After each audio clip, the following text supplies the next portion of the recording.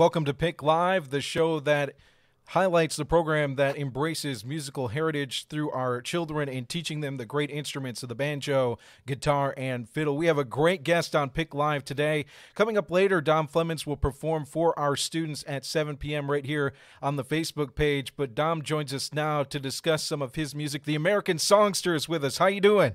Oh, I'm doing well. How are you doing, Joe? It's a pleasure to Good. be with Glad you. to have you aboard today and glad to talk music and the impact that it has. As many of us know that are watching here, you are a historian, you're a musician, producer, actor, so you have a great wide range value of how important music is. What we do at Piedmont Instrument Classes for Kids is teach that heritage here in our Piedmont, the Charlie Poole type music, to them. And I guess my first question to start off would be, how important is the value of that music in developing children?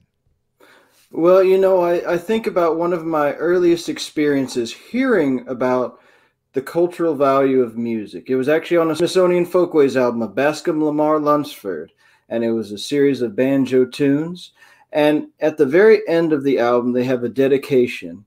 And Bascom Lamar Lunsford basically describes that for many years he had liked the old folk songs, but once he saw that there were cultural values within having those old songs in one's repertoire and one's mind, that could you could translate that to other people, and it was a way to connect, and what he called have the common touch with many different people, where you can connect over music specifically. And I've always thought about that when it comes to music, is that it's one of those things that you have to introduce to someone, and then once they are introduced to it, whether they are an active performer or whether they're just a participant, they still have a sense that there's value in the music, because a lot of times it's just sitting around the house or sitting in the neighborhood and you may not even know what's happening.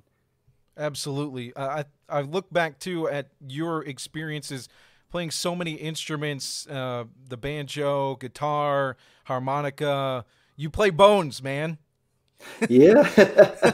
Yeah, well, that it's one of those things where one instrument led to another. I started out playing drums in school, in elementary school, and I took that all the way through the marching band in high school. And then as I started ending out high school, I got into the guitar and the harmonica, and I began to learn those two instruments. And then as things went along, one thing led to another. That got me to the banjo. And then after I came to North Carolina, I was introduced to the bones as well as the quills.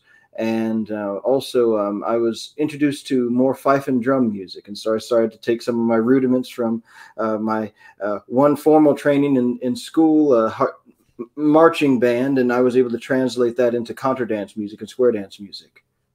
So tell us a little bit about how you use instruments in your daily life. In the development sense, it seems like it continues you as a musician to grow as you continue to develop and get better on every instrument, because it's a lifelong process, right? On all types of instruments, no matter what you're playing. Well, you always have to think of instrument as a language. And I got a degree in English, and a lot of times they teach you two things. They, one, teach you that when you begin to understand a language, first you learn the words and the vocabulary, syntax, which means how you put your sentences together. But after a certain point, you then begin to start to dream in a certain language, meaning that you're thinking of it outside of the literal 1, 2, 3, 4, 5, 6, 7, 8, 9, 10, the linear order. And music is like that. So at first you're learning chords, you're learning songs you may like or enjoy. But then there's another point where you master the songs in a way that you then have an open experience where you can then create songs. And so that's the sort of the way that I developed as a musician. First, I just actively searched out for songs I really enjoyed and liked to hear. And then I learned those. And as I continued to learn and learn and learn, over time, I started to find that there was a series of songs and repertoire that made sense to me. And I found that they were unique to my own experience and my own sense of what I wanted to say as a musician. And as I began to go to North Carolina, specifically, that was where I learned that that was very much encouraged. You learn the tradition, but then you take it wherever you want after that. I mean, it's like a nice turn of phrase, or your grandma's cooking. It's something that's very much a personal experience, while it's something that can be universally enjoyed by others. And I think of music like that all the time, and that makes it a lot easier for me to enjoy a lot of different types of music, as well as the types of music I perform on stage. He's Dom Flemons, the American songster. He'll be performing live for our P.I.C. students at 7 p.m. right here on our Facebook page, facebook.com/rockcopic, and we're glad to have him here. I'll ask one question before I ask you to play a song for us, Dom.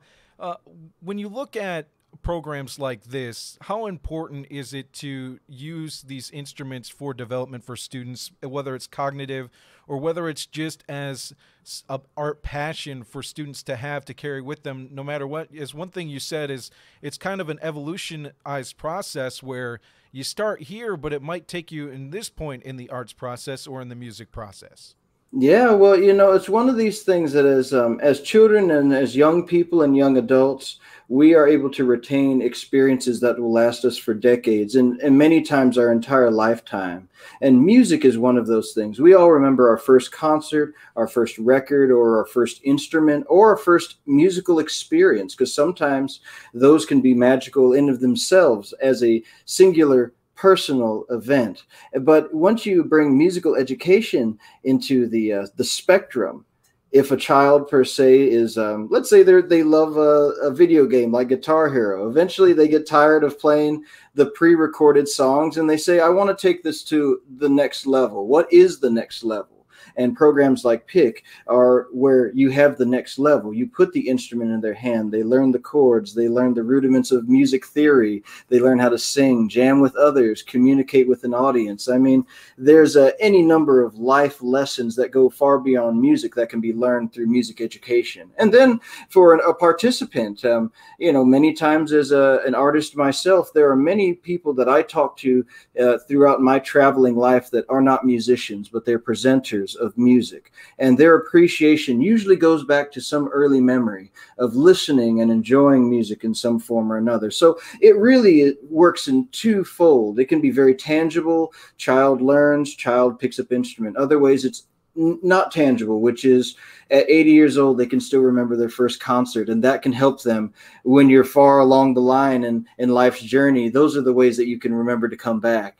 And I saw that personally with a great fellow I worked with many years, Joe Thompson, who was an African-American fiddler from Mebane, North Carolina. And back in the early 2000s, he'd had a very, very severe stroke. And by the time I had met him, it had been several years since that had happened. But through the power of music, his friends had given him his fiddle back, and he was able to hold it in his hands, and he was able to slowly gain some of his motor skills back just through playing the fiddle, which was something that linked back to his father and his uncle, and growing up in rural Mebane, between Mebane and Eflin. It's sort of growing up in those earlier childhood memories, and it allowed him to remember those times and allowed him to recover in those final years in a way that was miraculous to all of the doctors. And so there's many different ways that music education can be used now and later. He's Dom Flemons, the American songster. He'll be performing for our P.I.C. students, our virtual concert tonight right here at facebook.com/rockcopic. Dom, will give you center stage. All right. Well, let me see. I guess I'll pick a little, I'll get a little bit of a banjo number here. This is one I'll play a little bit later. This is a gourd banjo. This one features a wonderful little family tree of myself and my wife, Ania, and our daughter, Cheyenne Love, who's 2.5 years old. And this beautiful little instrument just has a beautiful tone, and it's reminiscent of the early sounds of homemade banjo when it was a part of the rural communities in the African-American communities, and then later in all Appalachian communities as the banjo began to, spread the beautiful sound of syncopation all across America. But here's a Joe Thompson number here that I like to play. This is Steel Driving Man. This is the first one I'd heard him play. This is his version of John Henry.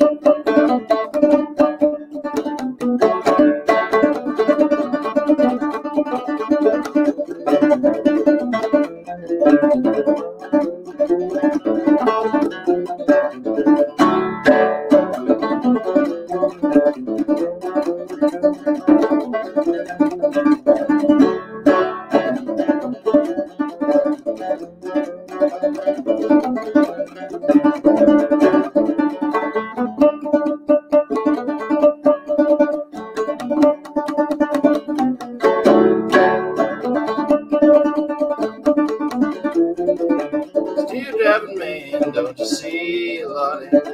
Still driving man, don't you see? Out with the hammer in his hand. Out with the hammer in his hand. Let's get one more.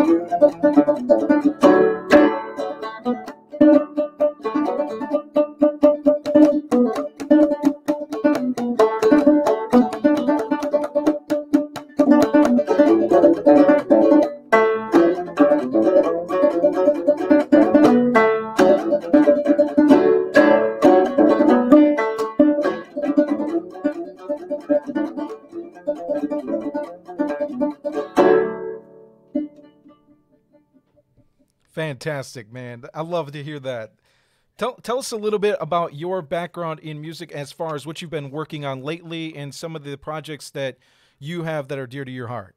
Well, recently I've been working on quite a few different projects. This year was actually supposed to be kind of an off year. In 2018, I came out with my album, Dom Flemons Presents Black Cowboys on Smithsonian Folkways. And after receiving a Grammy nomination with that record, I was surprised to find that pop culture resonated the idea of black cowboys out so strongly in 2019 that it almost was another year where people were calling me about the Black Cowboys album in of itself. So that was actually quite a busy year last year just because of that.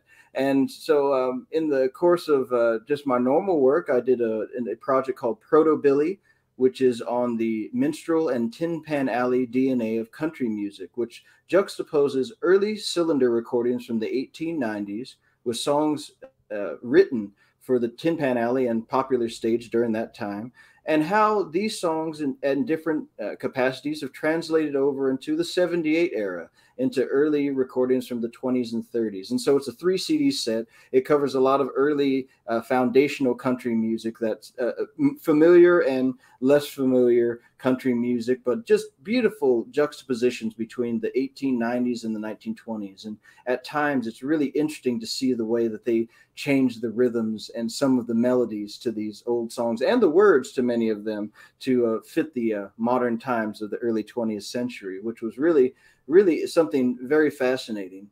There was that. I also got to work on a wonderful single with my good friend Rev Payton. We did a remake of Elmore James's classic blues song, Shake Your Money Maker. And we got to record it with the wonderful Colonel Steve Cropper from Booker T and the MGs and the great Scott Sutherland on bass. So that ended up being a really beautiful single. And then I had the surprise of working with the wonderful Tyler Childers, the great country music singer, on an old-timey record he did called Long Violent History. And so I was appearing with him on that. But that's just some of the recent stuff I've been up to. But it's been kind of all over the place in terms of locations and accolades. And it's just been beautiful. It's been a very humbling journey because I started out as a fan of music. And so to be able to get to meet some of my idols and influences, mentors, as well as to be able to perform for a new generation is something that is constantly humbling and constantly fulfilling at the same time for me. As a scholar, do you worry that we might lose that historical background of music at some point if we don't continue to do what you're doing in remembering our past in the music history that brought us to the point where we are now? I think so in a certain way, but also I've tried to avoid some of the more fatalistic stances that have plagued folklore for many, many years, that modern technology will completely overtake or undermine folk tradition. I feel in some ways we're in a very unique position in the 21st century where we have access to technology that allows us to see all of the archives at one time, which is something that physically human beings have not been able to do with every single folkloric recording created by mankind since the beginning. We haven't been able to do that just because physically there aren't enough people to do it. But now we have a technology that allows us to do that, which allows us to have deeper forensics into the research and scholarship of folk music, which also makes us need to go back to the earliest folk music documentation and reanalyze it, whether for good or bad. And so I feel in some ways there's so many opportunities that are out there. As a scholar, I'm continuing to research for new stories and new songs, and I'm also pleased to see the new scholarship and research. It's sort of a golden age for that new scholarship and research about songs that at one point were only just as old as the hills based on the original scholarship, but now we find those hills have stories. And those stories sometimes are much more relevant and much more poignant than we give them credit for, which is what folk music, that's what interested me in the first place. I was a fan of history in the first place. And so if I can find more about who John Henry as a person is compared to John Henry as just a legend, that's interesting to me. And I feel like we are in a position where so many of the young people are not, I'm going to say, they're not, they don't have the obstacles of previous generations in terms of there being a set series of rules when it comes to how folklore is being discussed. But at the same time, there's a reason they made any number of these folkloric systems in the universities, because they had the same questions. What is folk music? Why is it not popular music? What is popular music? And then how do you reinterpret it without losing any essence of the folk or the popular? So it's, it's a constant question. But for me as a scholar, I feel like we are in such an exciting period, especially because the young people want to play folk music instead of us needing to always have to actively teach them. There's actually a two-way street that's beginning to grow in these generations coming. There's another interesting aspect too for me. Now musicians more than ever, especially young musicians coming in, have this ability to control and tell their story a little bit better, as you were mentioning. Could you imagine if the Charlie Pools of the world or the Robert Johnsons of the world had this technology to tell their folklore stories and to tell their songs? Well, it's funny that you mentioned Charlie Poole. See, because now in reanalyzing, Charlie Poole is almost a lot like a millennial musician in the way that he had access to wax cylinders and early 78 recordings. And so one of the reasons, and Robert Johnson has a similar story for being in Mississippi. One of the things that made them such phenomenal musicians is by hearsay, happenstance, legend, and some fact that they had access to early recordings. So they were able to gain a much broader repertoire than they might have been able to in a fully organic Southern traditional setting. So we have a version of almost a super music that grows with a person like Charlie Poole, where it is equally as rooted in Tin Pan Alley as it is in rural Southern folk tradition. But then Charlie Poole adds a little something extra, which of course we now would call three-finger banjo style, or the predecessors to three-finger, which of course when you begin to reanalyze Charlie Poole, you find that his favorite banjo player was Wes Osman, which begins to open up a whole other branch of the banjo's history. So again, in the 21st century, kids have access to this whole story, where before I might have gone down to Mount Airy, North Carolina, met Marvin Gaster. He would tell me the story about Charlie Poole, and then I would have to find an article, a book, or go to Ferrum College. Again, I'm from Phoenix, so I had to go to Chapel Hill, then Ferrum, then Lexington, then Mount Airy, North Carolina, to get all of this information myself back in 2005. Now kids can just look it up online and it's all there, which I think is a great accomplishment. But at the same time, there's also the one thing I do feel sometimes can be missed, not impossible to get it, is the traveling down to the South, particularly. I was learning the music before, but until I moved to North Carolina, began to live in the South, and began to really take in the musical tradition on the ground level, as they say, that was when I began to find my true education began. And I feel that it can be easy to miss that education because there's less of a need to leave the house. And of course, in the recent years, there's less need to leave the house. But part of the thing that makes folk music so wonderful is that in the best of times, you can journey far beyond your immediate environment, and the songs or the people can take you beyond that immediate environment. And that's a journey in of itself, and that can last you a whole lifetime. I'm still on that journey. He's Dom Flemons, the American songster. He'll be performing for our students and interacting with our P.I.C. students this evening at 7 p.m. right here on our Facebook page, facebook.com/rockcopic. Dom, I'm glad to have you. Can I ask you to perform another song for us? Oh, sure thing. Well, let me get the guitar out this time. I've been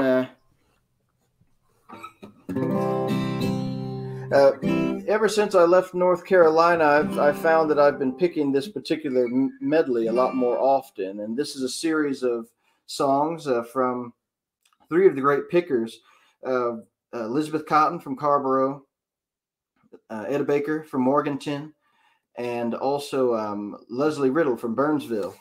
And so these are three of their songs. This is Freight Train, Railroad Bill, and Cannonball Blues. And all of these have had an effect on folk music in one form or another. Freight Train is one of the well-known songs that most pickers that learn this finger-picking style of Carolina picking, they start out on Freight Train in one form or another, between that of the Wildwood Flower.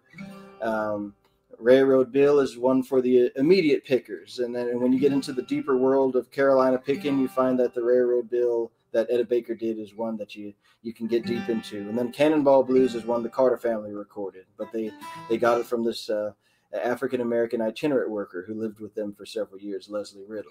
So here's a little bit of it here. This is just instrumental music, but let me pick it for you anyway. And then I might pick something, put a little firework at the end.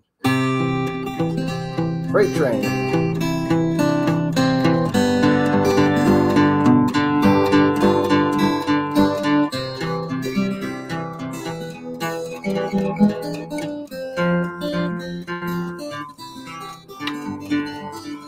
Let me get my picking hand here for you pickers.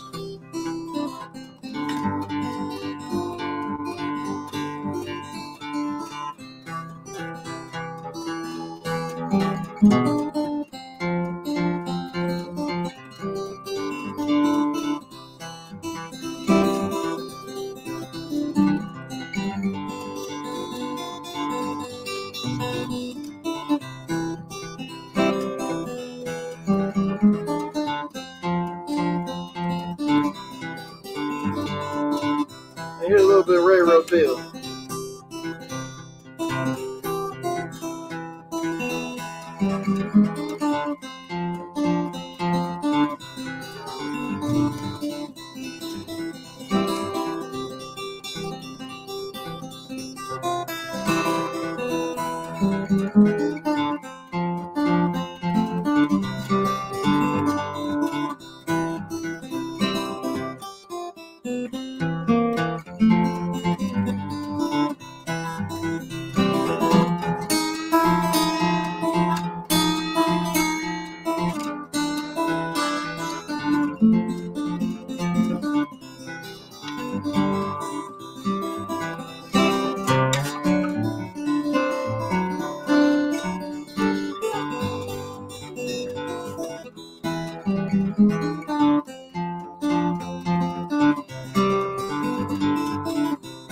Here's the Cannonball Blues.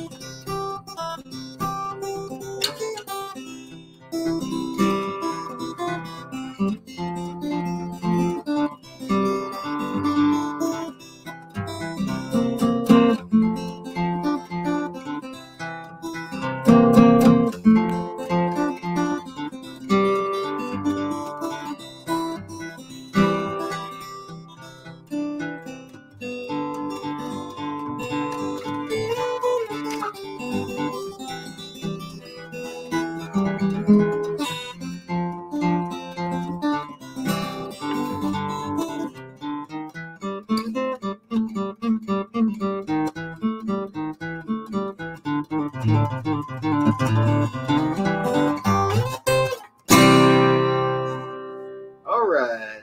That's what I'm talking about. What does it take as a musician, and we have a lot of kids watching from various schools right now, and What does it take as a musician to continuously work on your craft, and how do you use music in working on your craft in your other aspects of life? Well, one of the easy ways to work on your craft as a musician is first to have just some goals and ambitions as a musician. Like when I came out uh, as a musician, first I started to just learn songs I heard on the radio. So, like for example, in Phoenix we had a great oldies station, so I just started to learn the oldies songs. And I just at that time, again, this is before the internet was around, so they had a lot of songbooks in the public library. So nowadays you can just look the chords up to the most popular songs, and I started to just learn that way because I like to sing songs. And I just started to just strum away and start learning to sing. And as I began to study into different songs, there was a guy that I met. I don't know, he was some fellow just in my school that was walking by, and he saw my guitar and he said, "Kid, now if you learn 120 songs, you can start becoming a good musician." And I kind of kept with that. So I started with 120. And then soon I found I was much farther than that because, 16, 17 years old, you just want to learn everything. And so that's what I started to do with that. And then as I became a professional musician, one of the ways that constantly honing the craft is you can find, like I tell stories and sing songs at the same time. So I'm always finding new stories. And so that's one way to constantly hone the craft is how can you tell a new story every single time so that if someone's seen you 50 times in a row, say, how can you find a new story that they've never heard before? And as a personal artist for myself, that's a challenge to be able to find stories and ways of telling those stories that are unique every single time.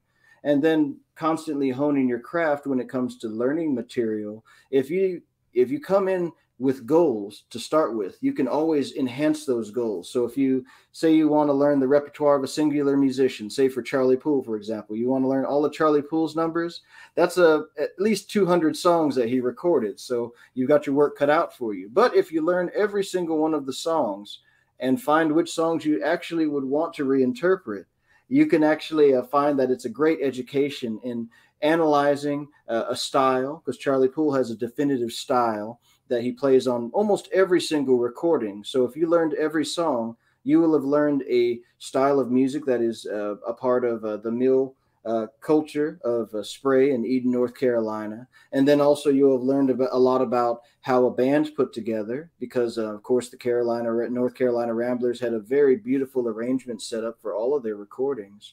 And just being able to do that, even if I spent all my time learning it, and if I put it down and then came back in 10 years, I'd find a whole different set of things that would be interesting to me because I will have individually developed as a musician. And that's a way to constantly hone your craft. And it doesn't take a lot to do it. You can sometimes just learn a series of material, put it down, and then pick it up again. And sometimes as a reinterpreter, that's what I do. I get tired of a song. I played Milwaukee blues for many, many years. And there was a point where I said, okay, I did everything I need to for the minute. I'm putting it down. And then there will be a certain point where I'll maybe from being in this interview with P.I.C, I'll be excited to pick up the banjo again, start playing some more Charlie Poole, and maybe interpret it in a whole different way than I did when I thought about doing it when I met Kenny Rohr almost 10 years ago. It's interesting too as we create and look for new stories, how that fuels our creativity.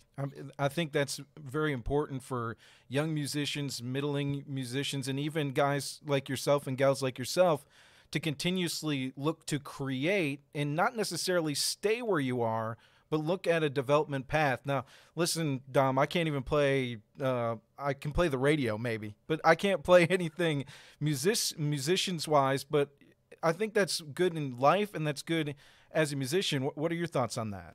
Well, I think appreciators of music can be just as important as the musicians themselves. A lot of times, especially when it comes to, I do a lot of historical and archival work, and a lot of times there aren't as many playing musicians in the archival world as there are people that are deep within that. They have library skills, or like yourself with radio production skills that, for one reason or another, their technical skills work for music as well. And I think in life, when it comes to making records, for example, I have to come up with a series of songs that will convince someone that I should make a record.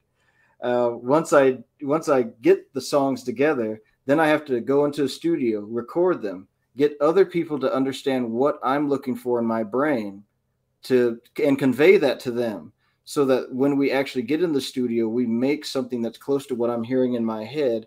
And then we have to actually package it and put it out there into the world. And even though I'm in the folk music world, we have to compete with any other musical act that's out there. And there are a lot of musical acts. And so that's, in terms of life, it teaches you organization, budgeting, travel itinerary skills if you're a touring musician. But it teaches you how to organize your life in a way that is a little bit different than having a job that's going from Monday through Friday, where you have a certain set of rules. As an independent musician, you kind of have to juggle a lot of different things, but it teaches you a lot. And again, my music has taught me that as well, because even when I'm playing my banjo, I have certain ways I'm approaching a song, or I have a certain story I'd like to tell, or if I'm playing for audiences of certain ages, like for kids, I like to describe the instruments a little more often. That's why I mentioned the family tree on my banjo. I don't always have a chance to do that in a bigger setting, and there are quite a few different ways, that you can convey a big message to people. He's Dom Flemons, the American songster. He'll be performing for our students at Piedmont Instrument Classes for Kids tonight, right here on our Facebook page at 7 p.m.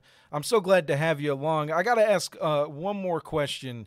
Performing at places like the Grand Ole Opry, like you have, and performing with friends like some you've mentioned, how important, first of all, tell us like what that experience is like performing at places like that, and also performing with other musicians, how important that is to development, and just it's a big part of music. Music is friends.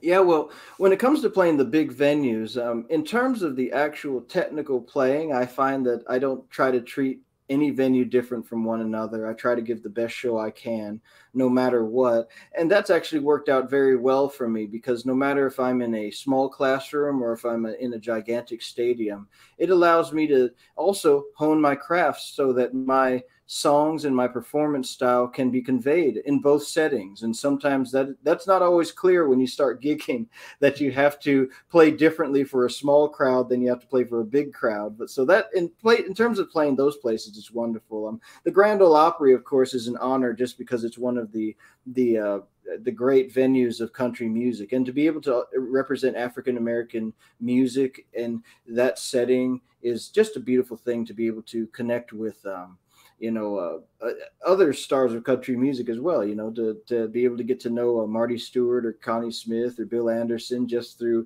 having been there enough times over the years. It's pretty beautiful. And and to be able to collaborate with people, from very early on when I was in Arizona, over at the Phoenix Folk Festival and a lot of the local festivals that I started to play at, they always encouraged a lot of jamming. And I found that there were two different skills in leading a song by yourself and being able to take a step back and being a backup musician and accompanying another musician's song, and finding a way to, give your own flavor without standing in the way, because that's also its own type of skill. And so just from the beginning, I found that every time I started to jam with musicians, a bunch of musicians, didn't matter who they were, if they were my same level, if they were more basic, more advanced, didn't matter. I always found that I walked away with something new that sometimes was something I picked up from someone else. But other times I found that I just came up with a lick by myself just because I was playing with a bunch of other people. And I found that that's one of the things that jamming can do. All of a sudden you walk away and you're like, well, where did this lick come from? And there's no explanation, but because you sat with a bunch of people and had a musical conversation, now you can say that you have a little extra piece of vocabulary. And that's what I think that collaboration always can do, because by yourself, just like speaking or putting ideas together by yourself, you can do a lot, but there's nothing like interacting and being able to collaborate with others to help bounce ideas back and forth, to be able to come up with something bigger. If for example, if a musical idea is bigger, sometimes some bluegrass can't be done by itself. You have to have a little band, because mandolin is great solo, and they're a great solo mandolinist. But sometimes, just like I have that with the banjo, or I play the Cajun accordion, it's nice to have a band to make it all work. And that some of those musical ideas, you need a little bit of extra. And so collaboration is always good for that, whether it's something you're leading or whether you're backing somebody else up. Do you mind if we leave this episode with a song? Oh, sure thing. Let's see. Awesome. Let's see. How about I do a little harmonica one? So this is one that I put together in the style of D. Ford Bailey. This is one called "There's a Brown-Skinned Girl Down the Road Somewhere." This is an old fiddle tune.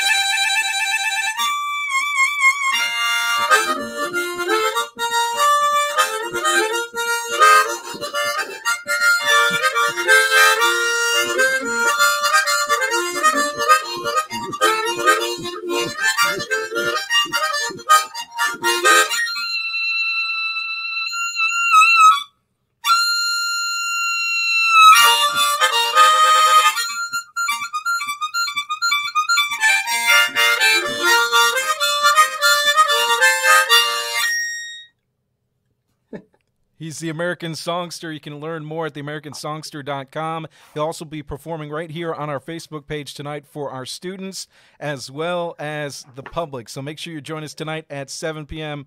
Dom, it's been a pleasure to get to know you a little bit here, and it's been a pleasure to hear you perform. Thank you so much for your time today here on P.I.C. Live. Oh, thank you so much, Joe. It's a pleasure to be here with you. Thank you for having me. And you can find out more about our program, pickprogram.org, and you can tune in on this on any of your favorite podcast apps as well as on YouTube and right here on Facebook. Thanks, everybody.